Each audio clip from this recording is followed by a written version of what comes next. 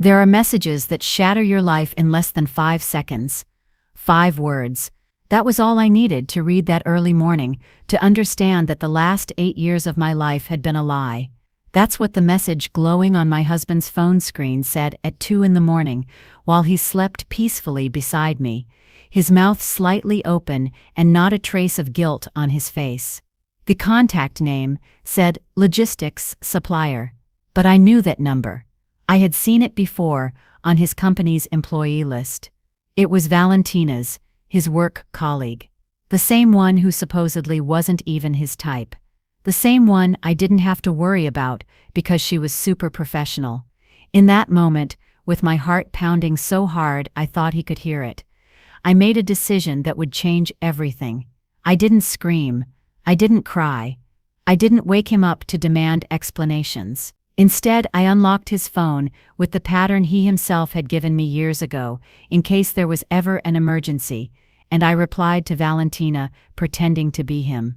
What happened next still seems like something out of a movie, but I promise you every word of this story is real. My name is Carolina, and I am 34 years old. Before that night, I considered myself a fortunate woman. I had a stable marriage, a nice house in a quiet residential area, a job as an accountant at a medium-sized company that gave me some flexibility, and a husband who I believed adored me. Andres and I met when we were 25, at a mutual friend's birthday party. He was charming, funny, with that smile that created dimples in his cheeks and honey-colored eyes that seemed to shine every time he looked at me. From the beginning, he made me feel special. He texted me good morning every single day, surprised me with flowers for no reason, and listened to me talk for hours about my problems without ever complaining. We got married after 3 years of dating, in a small but emotional ceremony, with only our closest family and some friends. I remember that day, while we danced our first song as husband and wife, he whispered in my ear, "You are the only woman I will ever love in my entire life." And I believed him. God, how I believed him. The first years were wonderful. Andres worked as an operations manager at a food distribution company, and although his hours were long, he always found time for us. On weekends we cooked together, watched shows cuddled on the sofa, and made love with the frequency and passion of a couple that genuinely desires each other. We bought our house in our 4th year of marriage, a 2-story building with a small garden where I dreamed of putting a swing when we had children. Because that was the plan. It had always been the plan, to have a family, raise our children together, grow old holding hands, but the children never came.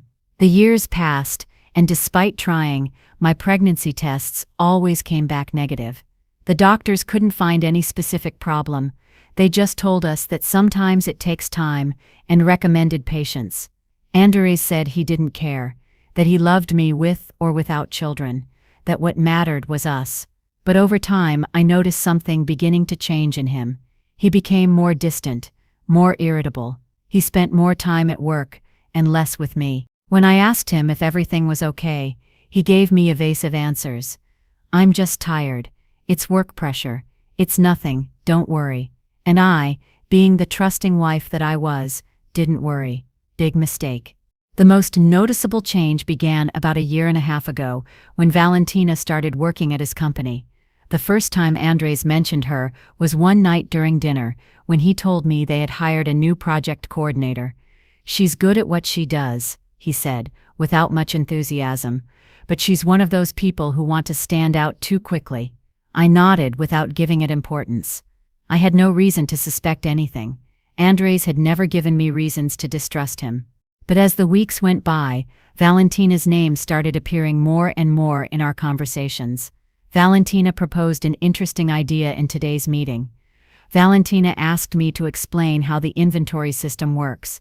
Valentina and I have to stay late to finish the quarterly report. Every time he mentioned her name, I felt a small pinch in my stomach, but I ignored it. I told myself I was being paranoid, that not every woman who works with your husband is a threat, that trusting your partner is the foundation of a solid marriage. Besides, Andres always complained about her. He said she was too intense, that she didn't respect boundaries, that she got on his nerves. And I naively thought that meant there was no danger. I met her in person at his company's year-end party, just over a year ago. Andres had invited me as his +1, something he did every year, and I had made an effort to look good. I wore a fitted black dress that suited me well, high heels, and did my makeup carefully. I wanted my husband to feel proud to have me by his side. When we arrived at the hall where the event was held, Andres introduced me to several of his colleagues. Everyone was kind to me, congratulated me for putting up with this crazy guy for so many years, and made me feel welcome. But when Valentina approached to greet us, something inside me tensed. She was younger than me, probably 27 or 28. She had long dark hair, large green eyes, and a slim figure that stood out in her tight red dress. She was objectively beautiful, the type of beauty that makes other women feel insecure without any logical reason. "So you're Carolina," she said, while giving me a kiss on the cheek that felt too cold. "Andres talks a lot about you." There was something in her tone I didn't like, as if she was mocking me without me being able to prove it. "And you must be Valentina," I replied with a forced smile. "Andres has told me about you too." She let out a little laugh and looked at my husband with a familiarity that turned my stomach. "I hope only good things," she said. Andres cleared his throat uncomfortably and muttered something about going to get drinks. I was left alone with her for a few seconds that felt eternal. "Your husband is very talented," Valentina told me while watching him walk away. "The company is lucky to have him. I'm lucky to work with him." I didn't respond. I just nodded and excused myself to go to the bathroom. I remember looking at myself in the mirror for several minutes, trying to convince myself I was exaggerating, that unfounded jealousy could destroy a marriage, that Andres loved me, that I was enough for him. That night, when we got home, I asked Andres what he really thought of Valentina. He rolled his eyes and sighed in annoyance. "I've already told you 1,000 times, Carolina.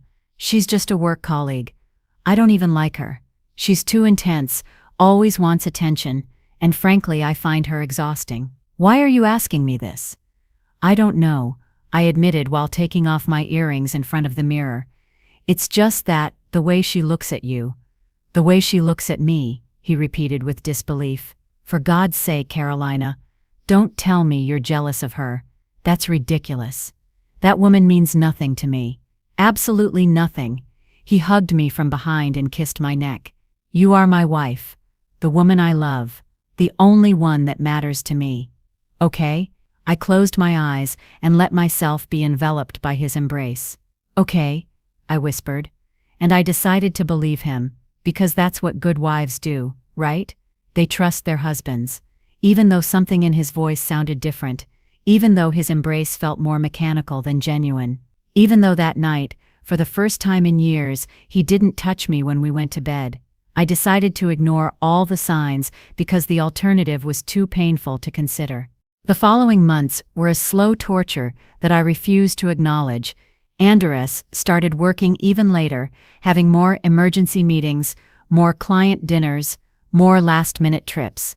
His phone, which he used to leave lying around the house, was now always in his pocket or face down on the table. He changed his password several times, arguing that the company had implemented new security policies. When I talked to him, he often seemed distant, as if his mind were somewhere else. And sex became practically non-existent. At first he made excuses. He was tired, his head hurt, he'd had a very stressful day. But then he simply stopped trying to justify himself. He went to bed, giving me his back, and fell asleep in minutes, while I lay there staring at the ceiling, wondering when I had lost my husband. My friends, especially my best friend Luciana, began to notice something was wrong. "You look sad, Carolina," she told me one day while we were having coffee at her house. "Is everything okay with Andres?" I assured her yes, that we were just going through a rough patch, that all marriages have their ups and downs. But Luciana knew me too well to swallow those lies. "Look," she said, taking my hand, "I don't want to interfere, but I've noticed some things. The last time the four of us went out, Andres was glued to his phone all night, and when I asked him about his work, he mentioned that Valentina, like 5 times in 10 minutes. I'm just saying that, maybe you should pay more attention. I got angry with her. I told her she was being paranoid, that she had no right to sow doubts about my marriage, that Andres would never cheat on me. Luciana raised her hands in surrender and didn't bring up the topic again, but her words kept spinning in my head for weeks. And although I resisted admitting it, I started watching my husband with different eyes. That's when I began to notice the small details I had ignored before. The lipstick stains on his shirt collars that he attributed to client greetings, the women's perfume he sometimes had on his clothes, the messages he deleted before leaving his phone on the nightstand, the calls he answered in a low voice and quickly hung up when I entered the room. One night, while he was showering, his phone vibrated with a notification. I couldn't see the full content because the screen was locked, but I managed to read the beginning.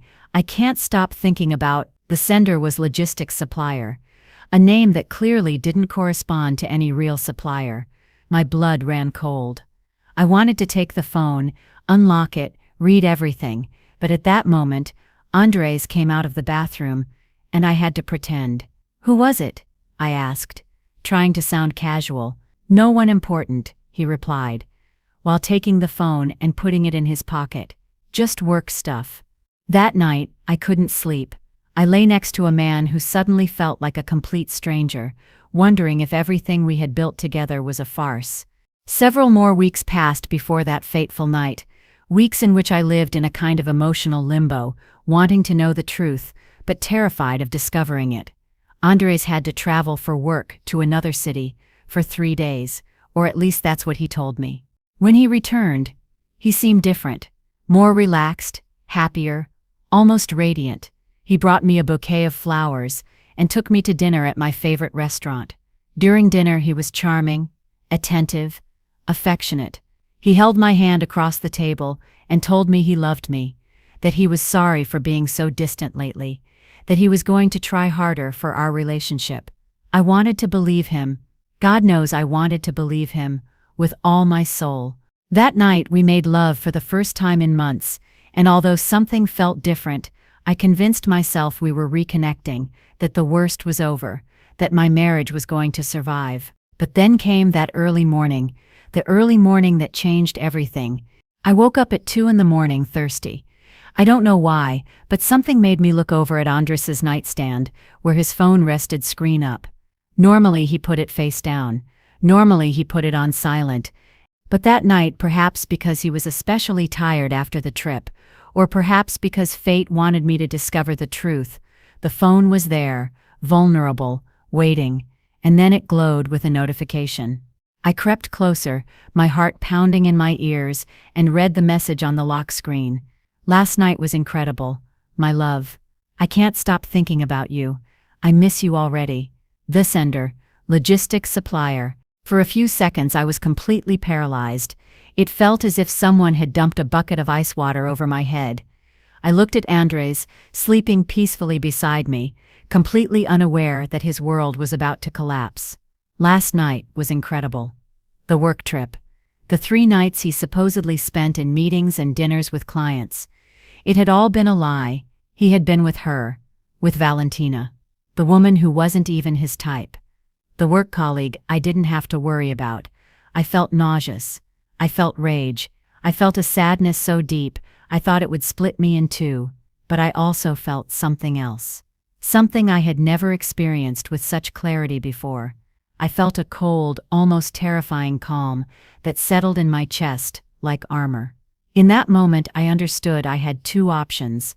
I could wake him up, scream at him, cry, demand explanations, and probably listen to a string of lies and excuses that would only make me feel worse.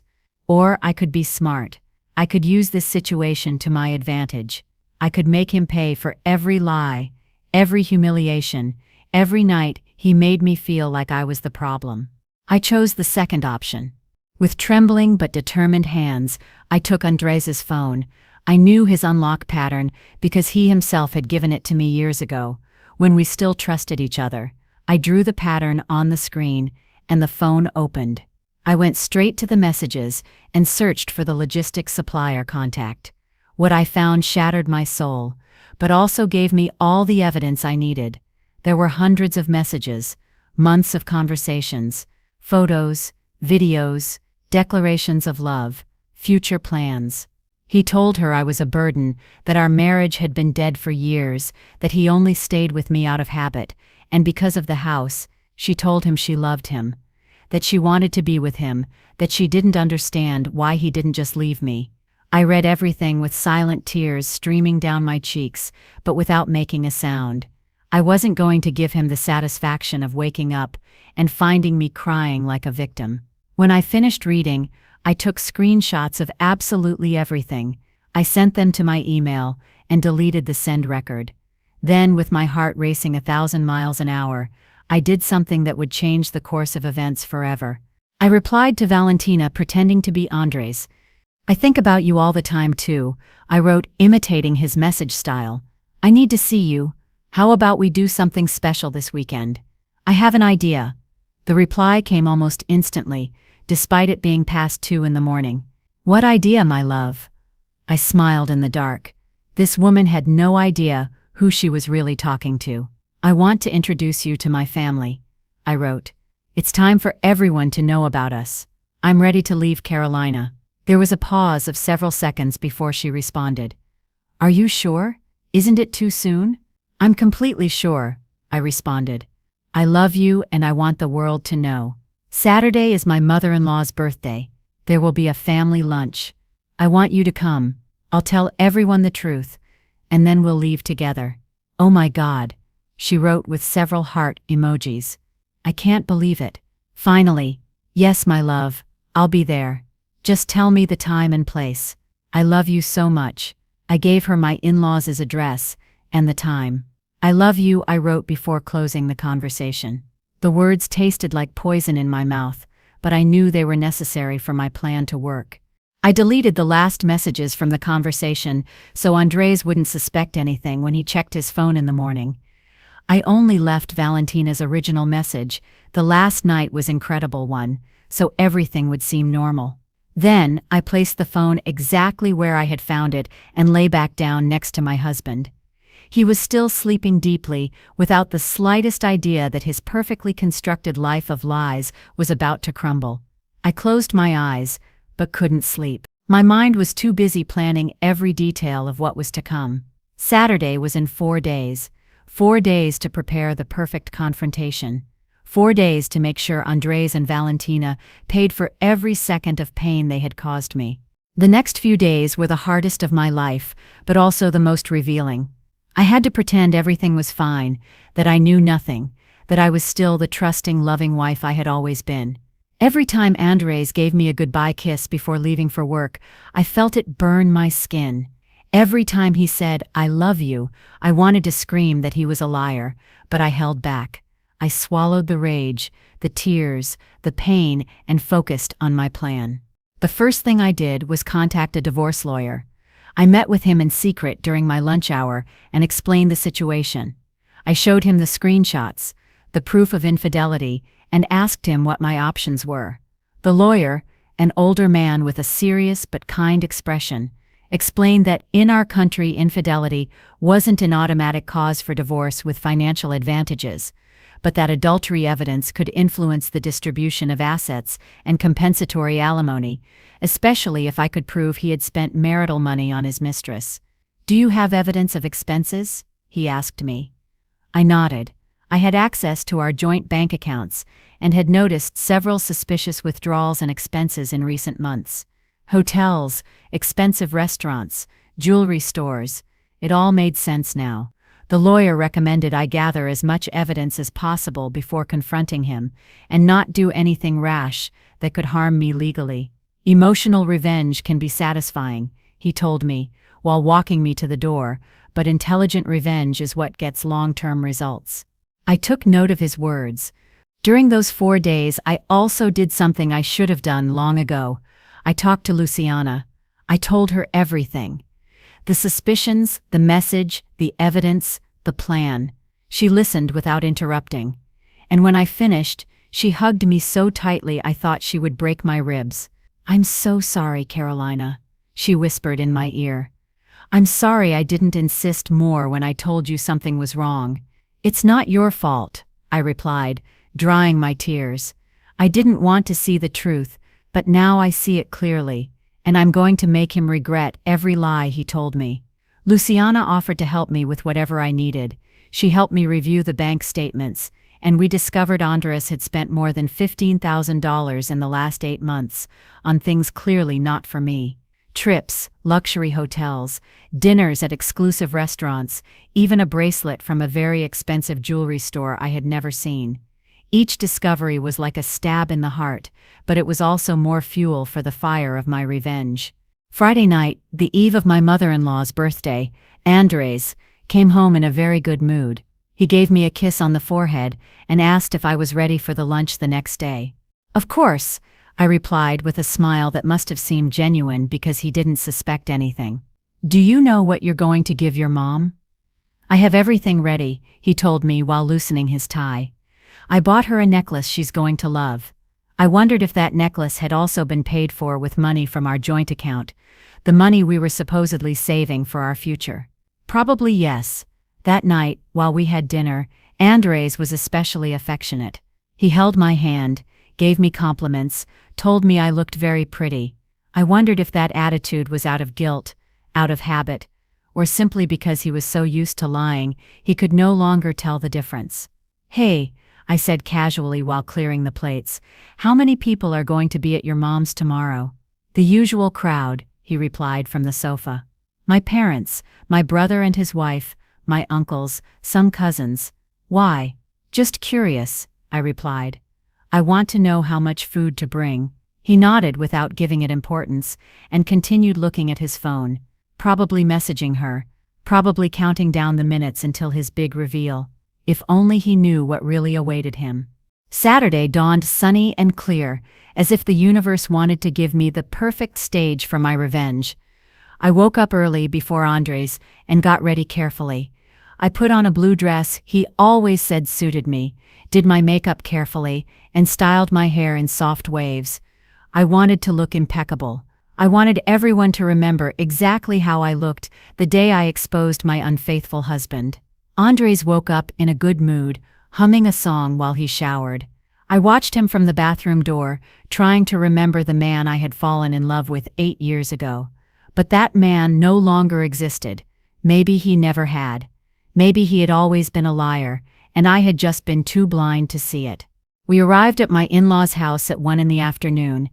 The house was already full of family, my father-in-law Fernando grilling meat in the garden, my mother-in-law Dolores greeting guests with her characteristic smile, Andres's brother Ricardo playing with his 2 small children on the grass. Everyone greeted me warmly. Dolores hugged me and thanked me for the cake I had brought. Fernando offered me a beer. Ricardo asked me when we were going to give them a nephew. The usual comments, the usual questions, the usual family dynamic. If only they knew what was about to happen. Andres behaved normally for the first 2 hours. He helped his father with the grill, played with his nephews, talked with his uncles about soccer and politics. But I noticed he checked his phone constantly, with a mix of anticipation and nervousness in his eyes. He was waiting for Valentina, waiting for the moment to reveal the truth and destroy our family. What he didn't know was that I had my own plans. At 3:30 in the afternoon, the doorbell rang. My mother-in-law went to answer while I positioned myself strategically where I could see the entrance, but without being immediately seen. And then I saw her. Valentina entered the house, dressed in an elegant black dress, high heels, and a radiant smile that froze on her face when she realized she wasn't walking into the romantic scene she had imagined. My mother-in-law looked at her with confusion. "Yes? Can I help you?" Valentina hesitated. Andres invited me." "Andres?" Dolores repeated, puzzled. "And you are?" Before Valentina could answer, Andres appeared in the hallway. His expression went from confusion to absolute terror in less than 2 seconds. "Valentina?" he stammered. What are you doing here?" "You invited me," she replied in a trembling voice, beginning to understand something had gone terribly wrong. You told me you wanted to introduce me to your family, that you were going to leave Carolina. That— What? My mother-in-law interrupted, eyes wide. What is this woman talking about, Andres? That was my moment. I came out of my hiding place and approached the group with absolute calm, with the serenity of someone who holds all the cards. I can explain, Dolores, I said, with a smile that made Andres pale. You see, this charming young lady is Valentina. She is your son's work colleague, and she is also his lover, for about a year now. The silence that followed was so thick, you could have cut it with a knife. Everyone present had come closer to see what was happening, and now there were at least 15 people watching the scene with expressions of shock. My father-in-law dropped the grill tongs. Ricardo stood with his mouth open. The children stopped playing. Carolina, Andres began in a trembling voice. This isn't what it looks like. No, I interrupted, taking my phone out of my purse. Then I guess these messages aren't what they seem either. I opened the photo gallery, where I had saved all the screenshots, and started reading aloud. October 23rd. Last night was incredible, my love. I can't stop thinking about you.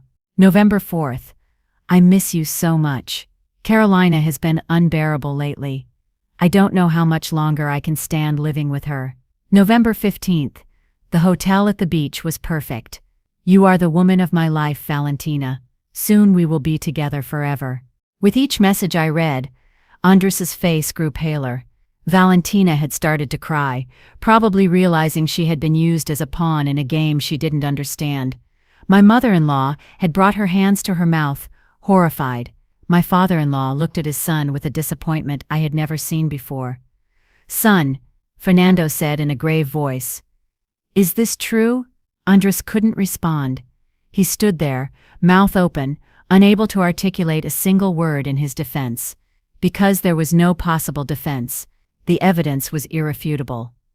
But there's more, I continued, savoring every second of his humiliation.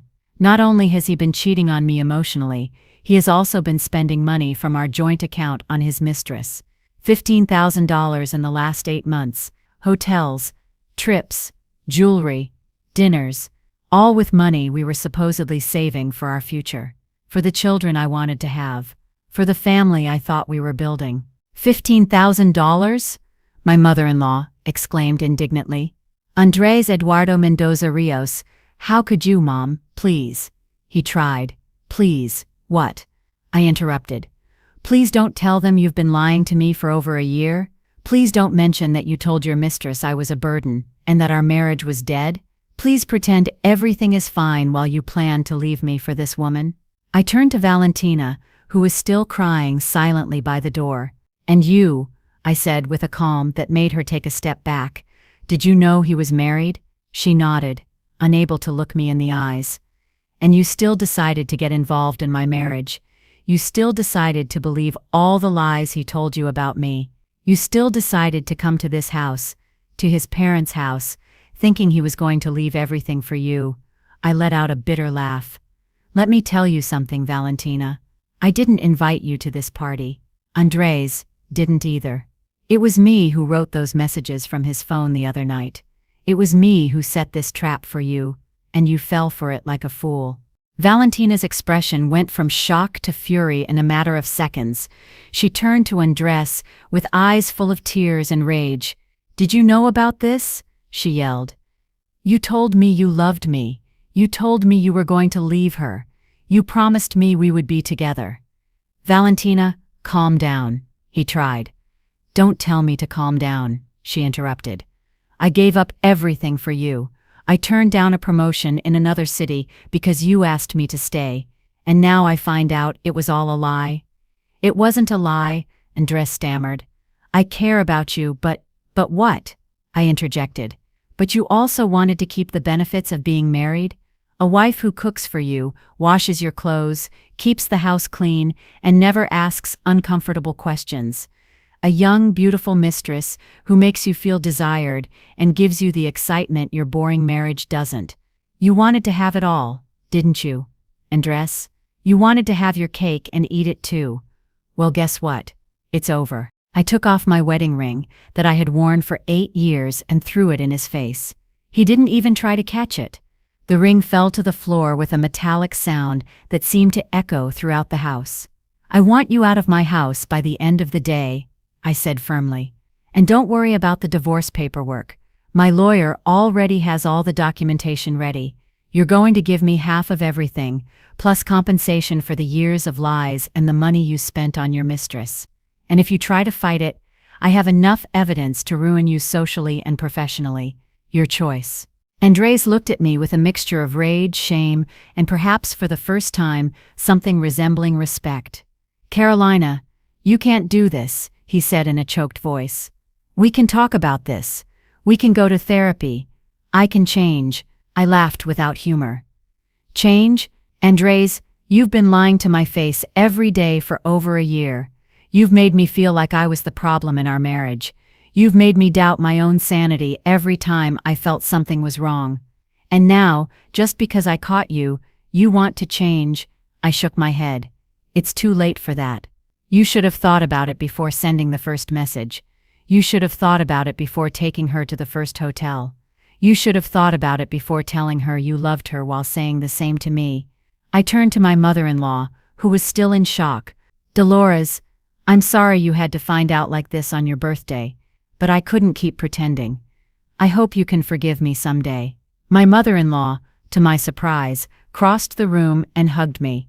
I have nothing to forgive you for, dear, she said, with tears in her eyes. The one who should ask for forgiveness is my son. I don't know when I raised him so poorly. I let go of her embrace, took my purse, and headed for the door. Before leaving, I stopped next to Valentina, who was still crying silently. A piece of advice, I told her without hostility. Next time a married man tells you he's going to leave his wife for you, don't believe him. If he cheats on her, he'll cheat on you too. It's only a matter of time. I didn't wait for her response. I left the house, got into the car Luciana had brought, who was waiting for me outside as we had agreed, and drove away without looking back. The following weeks were a whirlwind of emotions, legal procedures, and drastic changes. Andres tried to contact me multiple times, calls, messages, emails. He even showed up at my work once asking me to give him another chance. But I stood firm. I had made a decision and wasn't going back. My lawyer handled everything. Thanks to the evidence of infidelity and misappropriation of marital funds, the divorce was settled in my favor. I kept the house, the car, and received significant financial compensation. Andres had to move back in with his parents, who were so ashamed of him they barely spoke to him. His reputation at work also suffered. Although I never said anything publicly, the gossip about what had happened at the birthday party spread like wildfire. Valentina resigned from the company shortly after, unable to stand the looks and comments from her colleagues. But the most important thing wasn't the external consequences.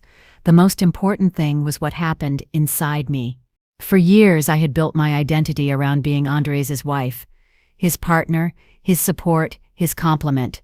I had relegated my own dreams and ambitions to prioritize our marriage, our house, our future family that never arrived. And when it all collapsed, I discovered that beneath the rubble was a woman I barely recognized. A strong woman, a brave woman, a woman who didn't need a man to define her worth. I started therapy to process everything I had been through. I learned to recognize the signs of manipulation I had ignored for years. I learned that my instinct had been right all along, and that I should have trusted it instead of letting it be silenced by Andres's lies. I learned that self-love is not selfishness, but a necessity. And I learned that sometimes the worst betrayals turn out to be the best liberations. 6 months after the divorce, I did something I had always wanted to do, but never dared. I quit my accounting job and opened my own small clothing boutique. I had always liked fashion, but Andres always told me it was an impractical dream, that I should focus on what was safe. Now that he wasn't there to hold me back, I decided to take the risk. And to my surprise, the business worked. I didn't become a millionaire, but I earn enough to live comfortably and, most importantly, doing something I'm passionate about. I also reconnected with friends I had neglected during my marriage. I started traveling, something Andres always postponed with excuses about work or money. I went to the beach alone, climbed a mountain, visited cities I had always wanted to see. I learned to enjoy my own company, to not need anyone else's validation to feel complete. And yes, I eventually fell in love again. But that's another story. What I want you to know, all the people listening to this, is that no one deserves to be cheated on. No one deserves to feel like a backup option while their partner seeks excitement elsewhere. No one deserves to be made to feel crazy for noticing the signs right in front of their eyes. If something inside you tells you something is wrong, listen to it. Don't let anyone convince you your instincts are wrong. And if you discover you've been betrayed, remember you have two options. You can be a victim forever, or you can take control of your own story. I chose to take control. I chose to reply to that message at 2 in the morning. I chose to set a trap that exposed the truth. I chose to free myself from a man who didn't value me, and I don't regret anything. Well, maybe one thing. I regret not having done it sooner. They say revenge is a dish best served cold. I would say that revenge, when well executed, tastes like freedom. It tastes like starting over.